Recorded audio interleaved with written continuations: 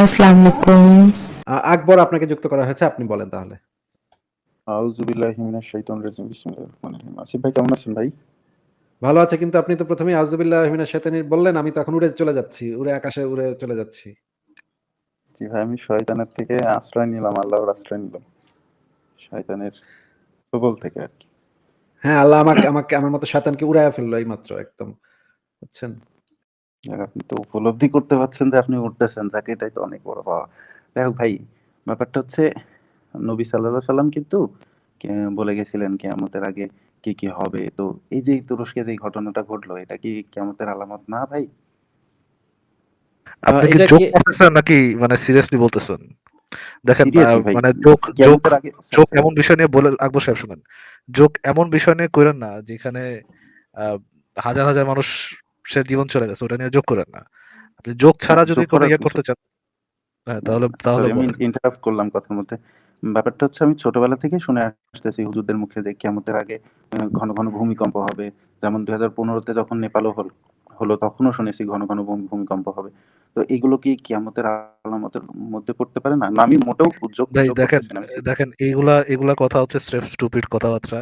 ভূমিকম্প আগেও হইতো, ভূমিকম্প এখনো হয়। আপনি কি কোনো একটা সার্ভে দেখাইতে পারবেন যে 1400 বছর আগে, 1400 বছর পরে এখন এই পর্যন্ত আহ, ভূমিকম্প মাসলি বেড়ে গেছে, হঠাৎ করে অনেক বেশি বেড়ে গেছে, এরকম কোনো রিপোর্ট আছে আপনার কাছে?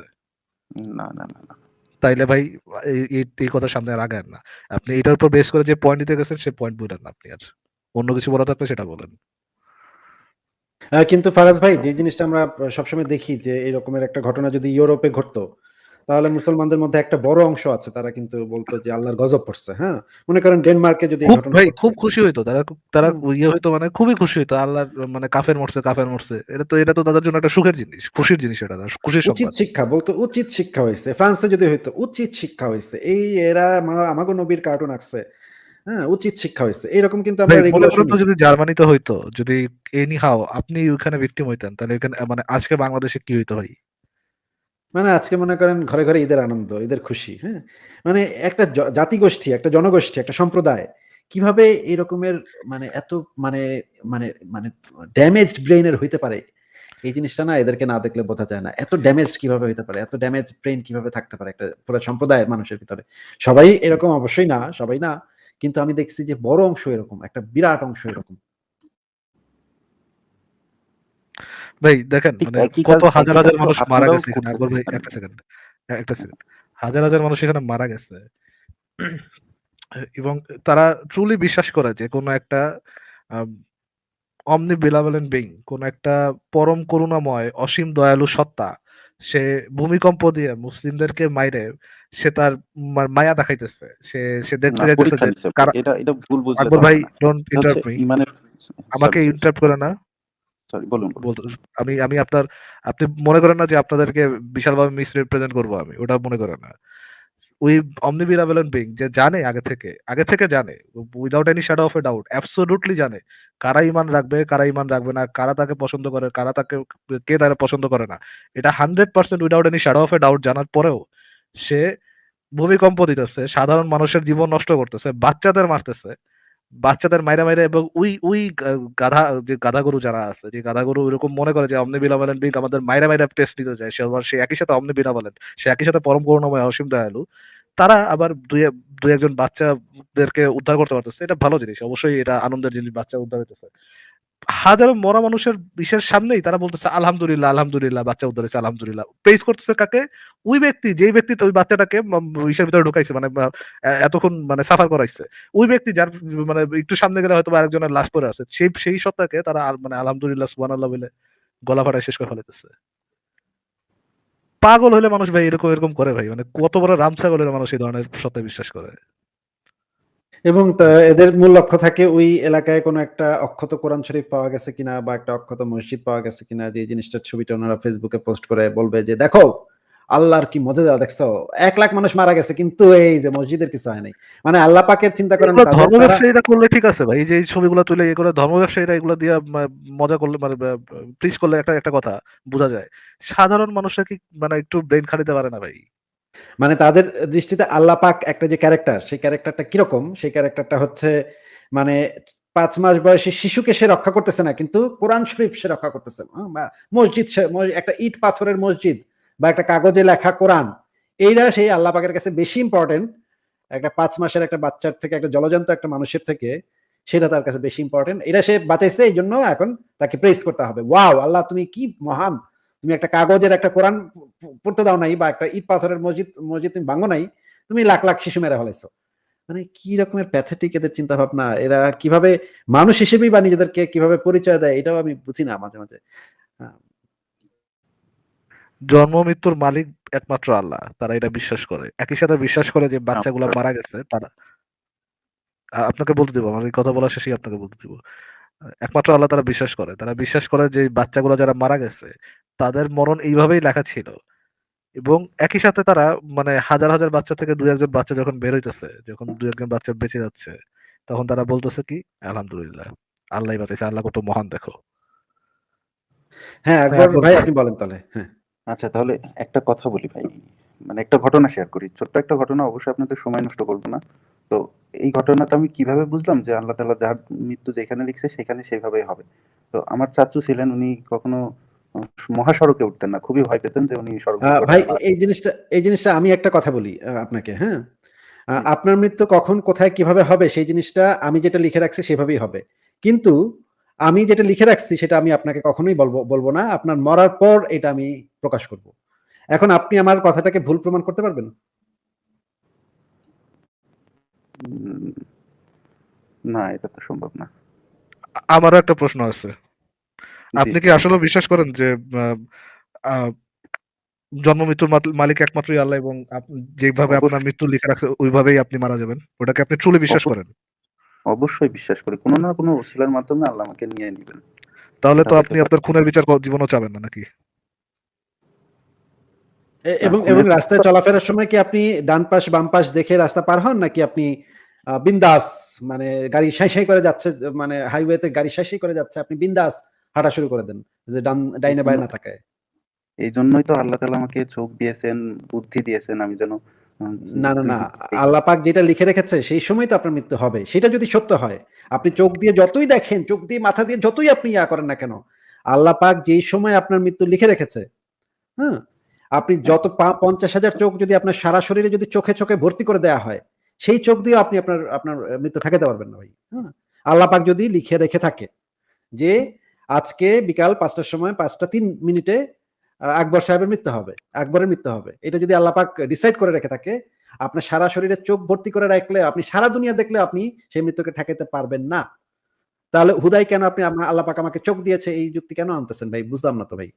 আমি আপনাকে যেটা বলেছি সেটা হচ্ছে যে আপনি যে রাস্তা পার হন, রাস্তা পার হওয়ার সময় কি আপনি ডাইনে বাঁয়ে তাকায় পার হন? নাকি আপনি বিন্দাস হাইওয়েতে সাই, সাই করে গাড়ি চলতেছে, ট্রাক চলতেছে, আপনি পার হয়ে যান।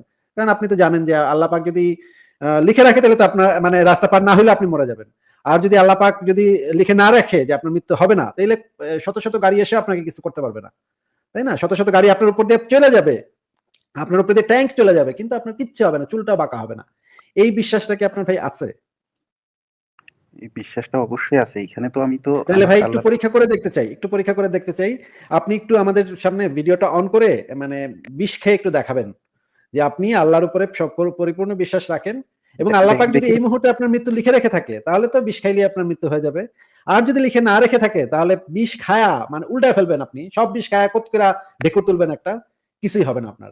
তাইলে আমাদের সামনে একটু বিষ খায়া আপনি একটু পরীক্ষাটা আমাদের সবাইকে একটু দেখায় দেন যে আপনার ঈমানটা যে মানে পোক্ত এবং মজবুত, এটা একটু দেখায় দেন আমাদেরকে। ভাই, কোন একটা YouTube এ ভিডিওতে আমি দেখছিলাম একজন ইমাম সাহেব লাইভ টিভি শোতে তিনি হচ্ছে আজওয়া খেজুর খেতেন এবং সেই লাইভ টিভি ভিডিওটা শোতে এখন এখন আমরা আপনার কাছ থেকে দেখতে চাই। আপনার কাছ থেকে একটু দেখতে চাই। আল্লাহ তো শুধু তার মৃত্যুর কথা লিখে রাখেনি। আপনার মৃত্যুর কথাও তো লিখে রাখছে, তাই না? হ্যাঁ, হ্যাঁ, হ্যাঁ, জন্ম মৃত্যুর একমাত্র মালিক তো আল্লাহ শুধুমাত্র তার ক্ষেত্রে না, আপনার ক্ষেত্রেও। হ্যাঁ। আমি তো বিষ খেলে ওটা তো আত্মহত্যা হয়ে যাবে। আমি তো না, না, হচ্ছে নিজের আত্মহত্যা হবে না। এটা হচ্ছে ঈমানের পরীক্ষা। ঈমানের পরীক্ষা যুগে, যুগে নবী রাসূলদের দিতে হইছে। হুম? অনেক মানে নবী রাসূল ঈমানের পরীক্ষা দিচ্ছে। ধরেন আপনি আত্মহত্যাই করলেন এবং আত্মহত্যা করা ধরেন মহাপাপও হইলো। কিন্তু আপনার ঈমান দেখে যদি এখন ১০০ জন মানুষ এই যে এখন অ্যারাউন্ড ৮০০ জন মানুষ দেখতেছে। এরা যদি মানে সাথে সাথে মানে দিনের পথে চলে আসে, যারা দিনের পথে অলরেডি আছে, তারা যদি 2 ওয়াক্ত হইলেও নফল নামাজ পড়ে, আপনার তো মানে আপনার কেন, আপনার পরিবারের তো জান্নাত নিশ্চিত। হুম, অবশ্যই তাহলে তাই। কেন করবেন না? আর আত্মহত্যা কেন হবে ভাই? এটা তো আপনি তো মরবেন না তো। আল্লাহ যদি না আর লিখে রাখে আত্মহত্যা তাহলে তো এটা হবেই মরবেন কিভাবে না। ভাই? আত্মহত্যা হচ্ছে মানুষ নিজেকে যখন নিজে হত্যা করবে, সেটা আত্মহত্যা। কিন্তু আপনি তো আমি মনে তো করেন বিষ জন্ম মৃত্যুর খাওয়ার একমাত্র বিরোধী মালিক হচ্ছে করি। আল্লাহ। হুম, হুম, হুম। আমি তো বিষ কিন্তু খাবো, আপনি আমি কি তো এখানে ওইটাই শরীক করতেছেন ভাই?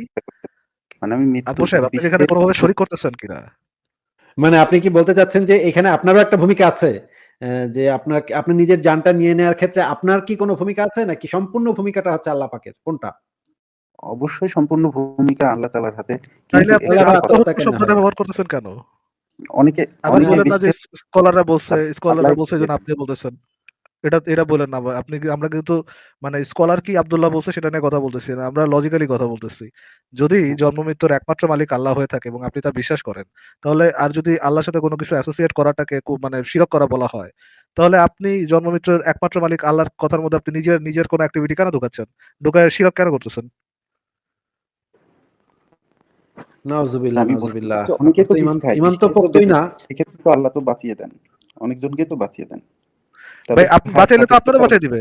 বাঁচাইলে তো আপনারও বাঁচাই দিবে। আপনি ইয়ে করতেছেন কেন? টেনশন করতেছেন কেন? আপনি যদি মইরাও যান, সেক্ষেত্রে তো আপনি নিজেরে মারতেছেন না। আল্লাহই আপনারে মারবে আরকি। জন্ম মৃত্যুর মালিক কে?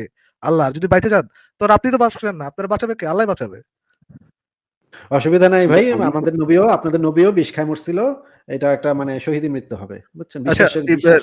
আকবর ভাই, আমার একটা উত্তর দেন তো। ওই আপনি পারবেন না, শুধু আপনার আত্মহত্যা করবেন, আপনার একেবারেই দুনিয়া উল্টায় যাবে। আর এমনিতে আত্মহত্যা করলেও আমরা নিজেরাও একটা ফাঁসে পড়বো। কোনো দরকার নেই। আপনার একটা না, কথা জিজ্ঞেস আমরা কিভাবে ফাঁসে পড়বো ভাই? এটা কি বললেন ভাই? ভাই, আল্লাহ, আল্লাহ অদ্ভুত। আসলাম আমরা। এটা কেমন কথা? এখন তো ভাই এর মতো বাকি মুমিনদেরও ইমান গায়েব হয়ে যাবে তখন। যাই হোক, আকবর ভাই, আমি আপনার একটা প্রশ্ন জিজ্ঞেস করি। নবী মোহাম্মদ কি জি, নিজে জি। বিশ্বাস করতো যে জন্ম মৃত্যুর মালিক একমাত্র আল্লাহ? এটা কি নবী মোহাম্মদ নিজে বিশ্বাস করতো কিনা?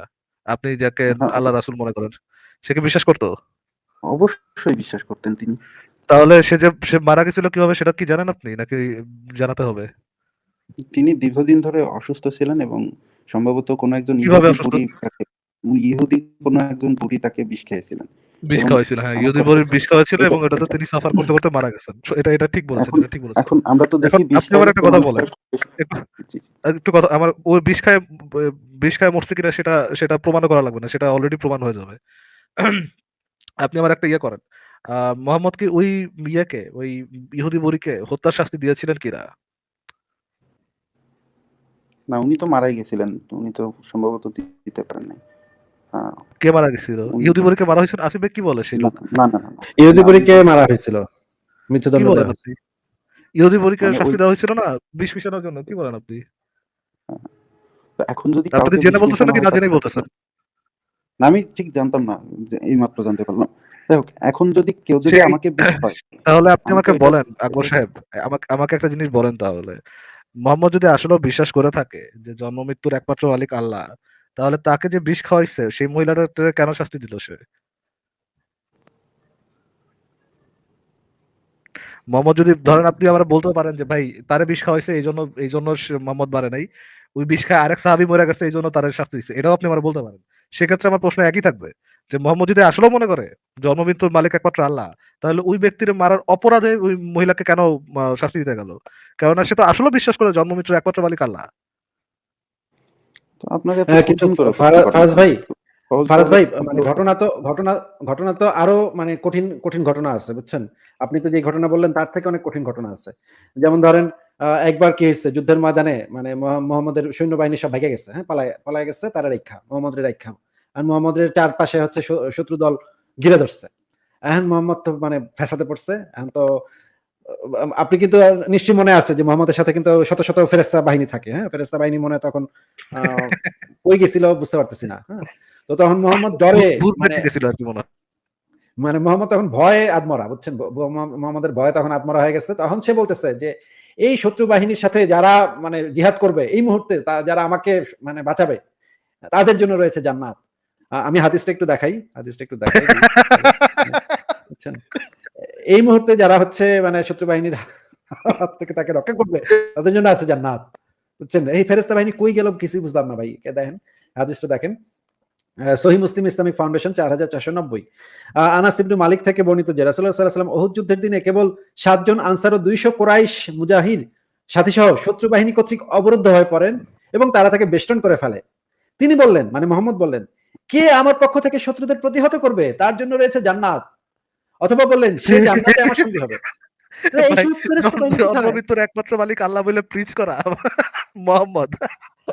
চিন্তা ভাই, করেন অবস্থা। ভাই জিব্রাইলের এত শক্তি, মনে করেন এক ঘুষি মারলে 2 পাহাড় নাকি সে মানে 2টা একত্র কইরা পিষা মারতে চাইছিল ভাই কাফেরদের। জিব্রাইলের তো কিছু করাই লাগবে না। ধরেন তরোয়াল নিয়ে এসে মোহাম্মদের মানে বা- পেটের এক সাইডে ঢুকাইছে আর এক সাইডে বাই করছে, বা মনে করেন আপনি সেটা বলের মাঝে মাঝে পিছনে ঢুকায় মুখ দিয়ে বাই করছে, তারপরেও তো মোহাম্মদ জীবিত থাকবে, কারণ সর্বমৃত্যুর একমাত্র মালিক তো আল্লাহ।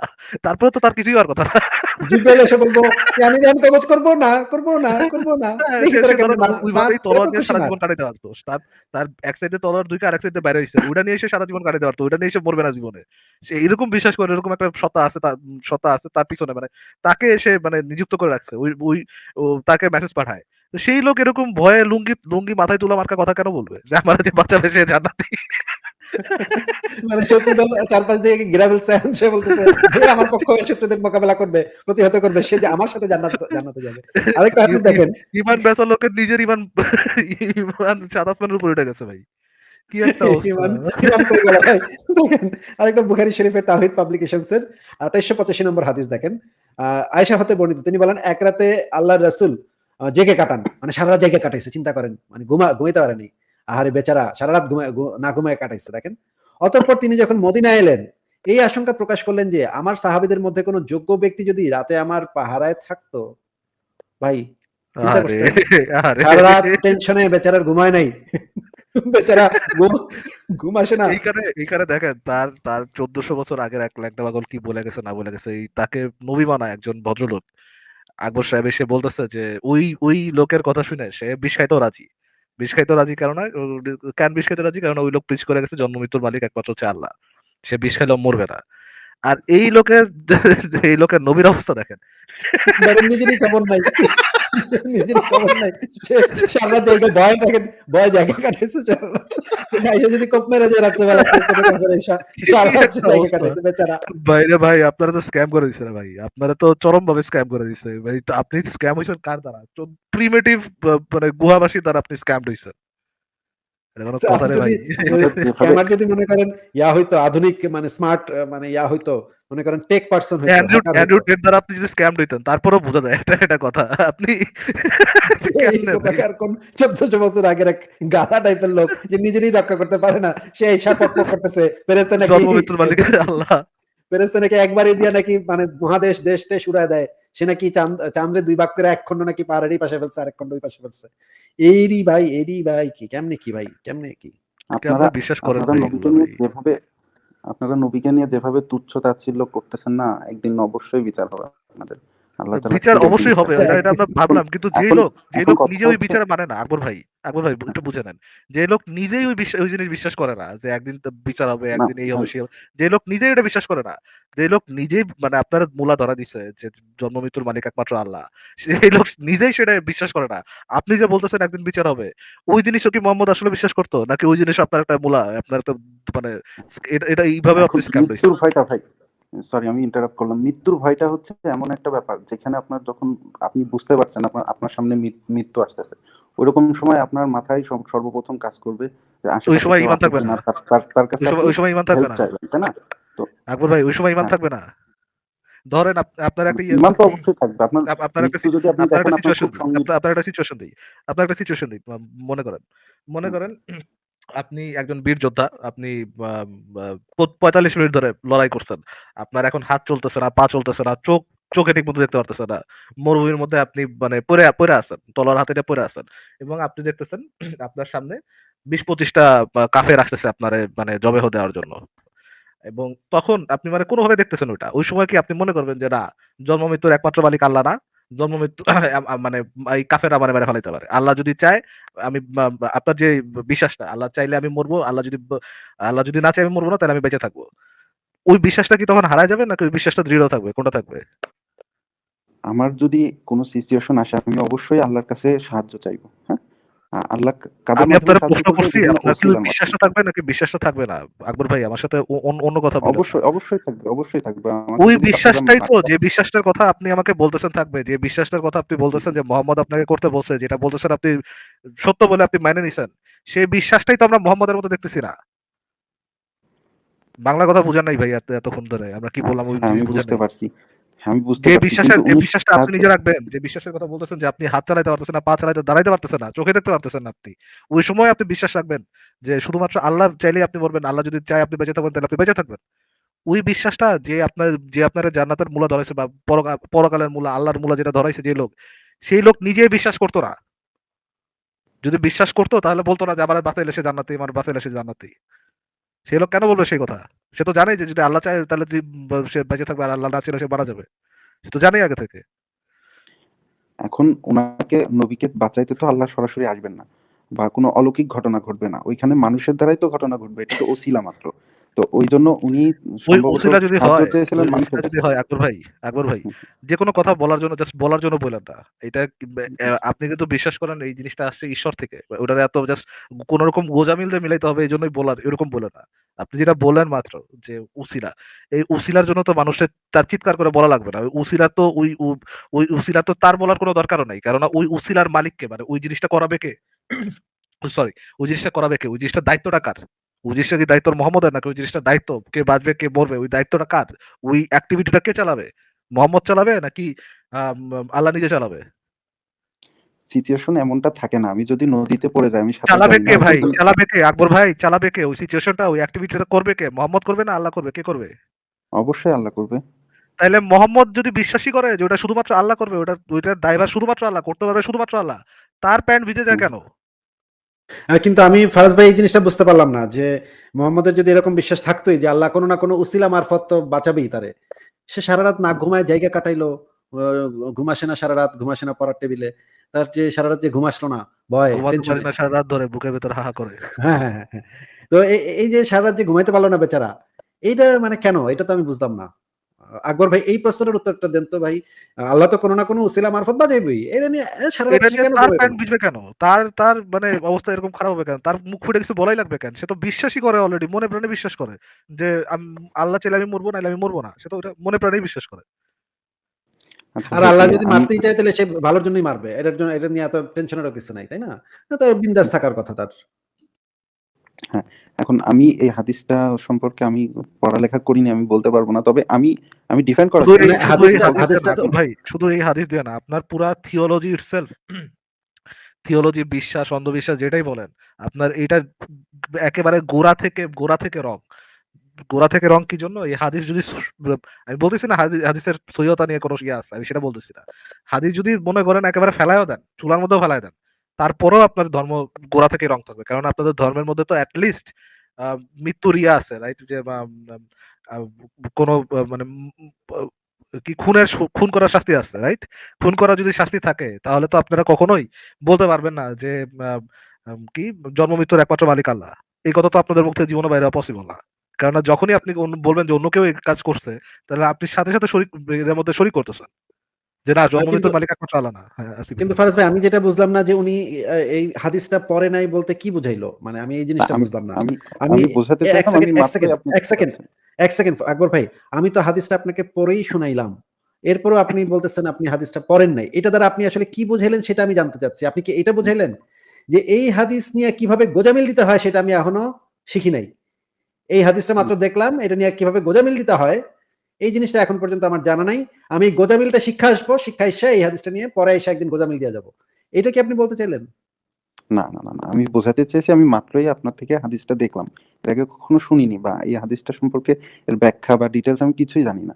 এইজন্য বলতেছি ওইটা সম্পর্কে আমি মানে জানি না। ব্যাখ্যা তবে জানাটা মানেটা কি? এটাকে ব্যাখ্যা তো এখানেই জি, পরিষ্কার, হাদিসই তো পরিষ্কার এটার ব্যাখ্যা যে মোহাম্মদ রাতের বেলা ঘুমাইতে পারে নাই, ভয়ে টেনশনে কেউ এসে কোনো কাফের এসে তারে মাইরা যায় নাকি। হুম, সকালবেলা উইঠা সে এক মানে ডাইকা বলছে, "ওই তা আমারে কেউ পাহারা দিস, হ্যাঁ?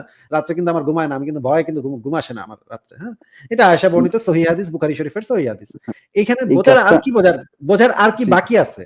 এখন বোঝার এই একটা এই জিনিসই বাকি আছে যে এখানে আমি গোঁজামিল কেমনে দিমু? এইটা বোঝার বাকি আছে। এখন আপনি কি এইটা আর কি মানে জানতে যাবেন কোন একজন গোঁজামিল মাস্টারের কাছে যে গিয়ে? কোনো সুস্থ লোক না, এটা না, পড়লে অবশ্যই বুঝতে পারবে যে মোহাম্মদের মৃত্যুর হ্যাঁ, ভয় বুঝতে ছিল। পারছি। মুহাম্মদের মৃত্যু ভয় থাকা মানে এটা প্রতিটা মানুষেরই সে স্বাভাবিক।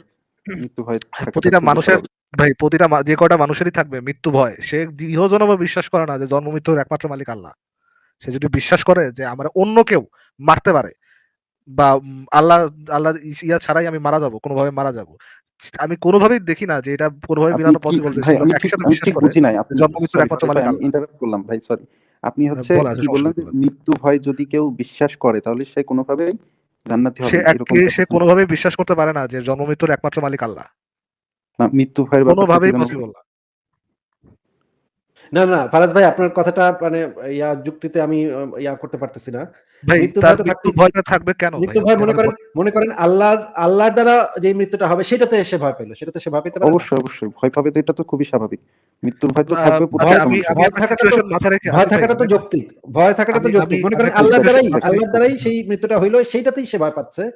এটা তো থাকতে পারে কারো। হ্যাঁ, আর জান আসিফ ভাই কবজের আমি ব্যাপারটা একটা তো খুবই সিচুয়েশন মাথায় রেখে আকবর ভাই দাঁড়ান আমি তাহলে একটু জিনিসটা ক্লিয়ার করি। আমি একটা সিচুয়েশন মাথায় রেখে কথাটা বলছিলাম। সিচুয়েশনটা ছিল এরকম, ধরেন আপনি জাহাজ থেকে পড়ে গেছেন, রাইট? আমি বলতেছি না যে আপনি নিজেকে বাঁচানোর কোনো চেষ্টা করবেন না, এই করবেন না, সেই করবেন না। আমি সেটা বলতেছি না। আমি বলতেছি যে কেউ যদি মনে করে যে আম আম আম যে আমি আম আ কেউ যদি মনে করে যে আমি মারা যাবো আ আল্লাহ মানে কি আল্লাহ না চাইলেই আমি মারা যাবো বা অন্য কেউ আমাকে মারার কোনো ইয়ে রাখে বা অন্য কোনোভাবে আল্লাহর ইশারার বাইরে কোনোভাবে আমি মরে যাওয়ার কোনো একটা ইয়ে রাখি মানে বা মরে যাইতে পারি। তাহলে কিভাবে এই ২ টা জিনিস মিলে কিভাবে? মানে মৃত্যু ভয় থাকার মধ্যে এই জিনিসটা মিলে কিভাবে? কিন্তু এটা তো হইতে পারে। সে মনে করেন বিশ্বাস করে যে শুধুমাত্র আল্লাহই তারে মারতে পারবে। যেমনি মরুক সেটা আল্লাহই তারে শুধুমাত্র একমাত্র হ্যাঁ, আল্লাহই তারে মারতে পারবে। কিন্তু এই মৃত্যুকেও তো সে ভয় পাইতে আচ্ছা পারে, ঠিক তাই আছে না? ভাই। তাহলে আমি জিনিসটা আরেকবার ভাবি। আমি কয়েকটা সিচুয়েশন মাথায় রেখে বলছিলাম যেমন একটু আগে আমি যে কথাটা বলছিলাম আকবর ভাইকে যে ব্যাটেল অবস্থায় সে পড়ে আছে। সে কাফের দেখে তো ভয় পাওয়ার কথা না যে কাফের এসে তারে কোনোভাবে মারতে পারবে। কিন্তু মা তার তো ফাইনাল ডিসিশন এটাই থাকার কথা যে কাফের এসে যদি তারা মারে বা ইয়ে করে সেই মৃত্যুটা আল্লাহই লিখে রাখছে। যেটা হ্যাঁ, পরম করুণাময় আল্লাহ একবারে ফিক্স করে রাখছে তার জন্য। সেটা দিয়ে সে ভয় পাইতে যাবে কেন বা ইয়ে করতে যাবে কেন? তার অন্য কোনো ডাউট থাকবে কেন?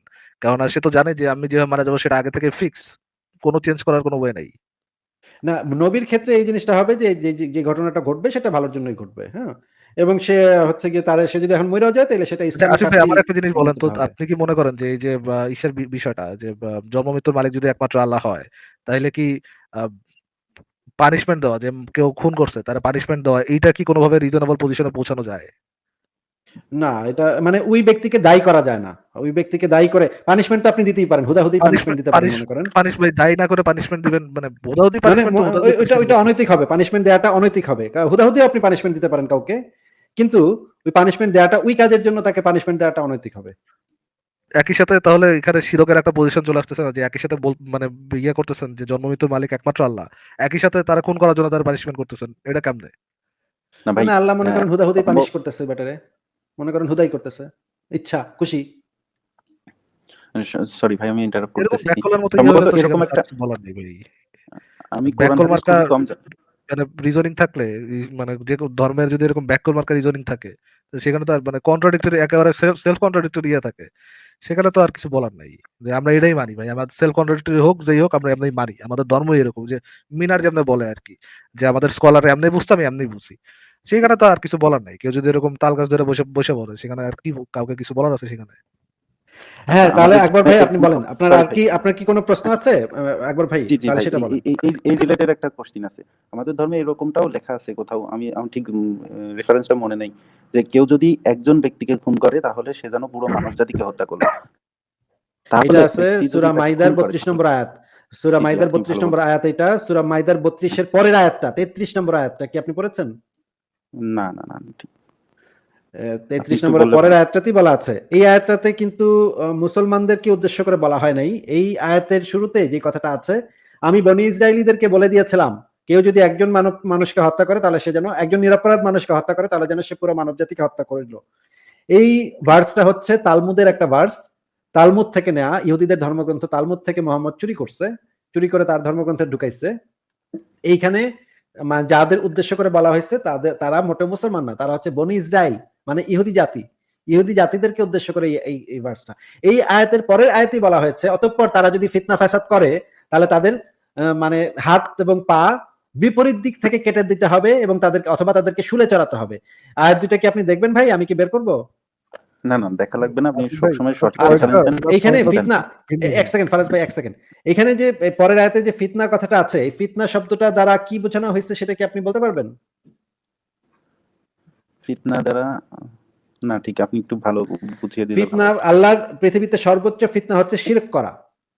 শিরক। এটা কি আপনি আচ্ছা, জানেন? আচ্ছা। জানি, জানি। শিরকের কোনো ক্ষমা নেই। এই যে সূরা মাইদার যে 32 নম্বর আয়াতের কথা বললেন, তারপরের আয়াতটা যে 33 নম্বর আয়াতে যে ফিতনাকারী তাদেরকে বিপরীত দিক থেকে হাত পা বিপরীত দিক থেকে কেটে দিতে হবে অথবা শুলিতে চড়াতে হবে অথবা ইত্যাদি ইত্যাদি শাস্তির কথা বলা আছে। আল্লাহর দৃষ্টিতে সর্বোচ্চ ফিতনা হচ্ছে শিরক করা। তাহলে যারা শিরকারী তারা তো মানে তাদেরকে তো আপনি হত্যা করতে পারেন, তাই না? আল্লাহ কি আমাদের হুকুম দিছে যে এরকম করতে? তারা কি নিরপরাধ নাকি তারা অপরাধী সেটা আগে একটু বলেন তো। মানে এই আয়াতে তো সূরা মাইদার 32 নম্বর আয়াতে তো নিরপরাধ মানুষের কথা বলা হয়েছে। আল্লাহর দৃষ্টিতে সর্বোচ্চ অপরাধ হচ্ছে গিয়ে শিরক করা। তাহলে তারা কি নিরপরাধ হয়? এখন তারা যদি মুসলিম হয়ে থাকে তাহলে তারা তো অনেক বড় অপরাধ করছে। শিরক হচ্ছে সবথেকে বড় অপরাধের মধ্যে অন্যতম। আমি ফিতনা। আপনাকে কি জিজ্ঞেস করছি? আপনি একটু বুঝে সেটার উত্তর দেন। সূরা হ্যাঁ, মাইদার এই 32 আয়াতটা নম্বর আয়াতের কথা আপনি বললেন। এই আয়াতে নিরপরাধ মানুষকে হত্যা করলে সে হচ্ছে গিয়ে যেন পুরো মানব জাতিকে হত্যা করলো। এটা ইহুদিদের সম্পর্কে বলা হয়েছে। এটা তালমুদ থেকে নেয়া একটা ভার্স। এখন আমি আপনাকে যে জিনিসটা জিজ্ঞেস করছি যে একজন শিরককারী কি আল্লাহর দৃষ্টিতে নিরপরাধ নাকি অপরাধী? অবশ্যই অপরাধী আল্লাহর দৃষ্টিতে। তাহলে কারণ মানে আল্লাহ নিরপরাধ বলতে এবং আপনি কি নিরপরাধ বলতে এই আয়াতে কি বোঝানো হয়েছে? নিরপরাধ অন্য কোন মানুষকে ধর্মের হত্যা মানুষের করা। কথা বোঝানো হয়েছে নাকি শুধুমাত্র মুসলিমের কথা বলা হয়েছে? এটা তো ওই যে বললেন কাফেরদের উদ্দেশ্যে বলা হয়েছে। এইখানে যে একজন নিরপরাধ মানুষকে হত্যা, এই যে নিরপরাধ মানুষ বলতে কি অমুসলিমদেরকে বোঝানো হয়েছে নাকি শুধুমাত্র মুসলিমদেরকে বোঝানো হয়েছে? মুসলিমদের ক্ষেত্রে। তাহলে এই আয়াতটার অর্থটা কিরকম হবে তাহলে এখন? কেউ যদি একজন মুসলিমকে হত্যা করে তাহলে সে যেন পুরো মানব জাতিকে হত্যা করলো। এইটা তো আয়াতটার মিনিং হইল, তাই না? জি, জি, জি। কারণ অমুসলিমরা তো নিরপরাধ না, আল্লাহর দৃষ্টিতে তো তারা সর্বোচ্চ অপরাধী, শিরককারী, তাই না? জি, জি। তাহলে এই আয়াতটা কি কোনো ভালো আয়াত হইলো নাকি খারাপ আয়াত হইলো, সাম্প্রদায়িক আয়াত হইলো? আচ্ছা। হ্যাঁ, ফারাজ ভাই এবার বলেন আপনি। না ভাই, আমি আপনাদের আলোচনাটা শুনতেছিলাম এবং আপনাদের আলোচনা থেকে আমি একটা জিনিস বুঝতে পারছি। সেটা হচ্ছে ভাই, মানে উম, আল্লাহ তাআলা নিজেও বিশ্বাস করতেন না যে জন্ম মৃত্যুর মালিক একমাত্র আল্লাহ। আচ্ছা, ঠিক আছে আকবর ভাই, তাহলে আপনাকে আজকে বিদায় জানিয়ে আমাদের ব্যাকস্টেজে অনেক গেস্ট আসলে জমা হয়ে গেছে। হ্যাঁ, আচ্ছা, আচ্ছা ঠিক আছে ভাই, যে ধন্যবাদ। যে ব্যক্তি ভাই মানে নিজে বলতেছে যে মানে জন্ম মৃত্যুর মালিক আমি একমাত্র আমি নিজে, সে কেমনে বলে, সে কোন সেন্সে বলে, কোন মুখে বলে যে যে একজনকে হত্যা করলো সে সারা বিশ্বে হত্যা করলো? মানে কোন লজিকে বলে সেই কথা, কোন মুখে একইভাবে সেই কথা বলতে পারে ভাই? আমার একটু বুঝাতে পারলে। কোন বুদ্ধি দিয়ে এই কথা বলতে পারে কেউ? ঠিক আছে, তাহলে আকবর ভাইকে বিদায় জানাচ্ছি। ফারাজ ভাই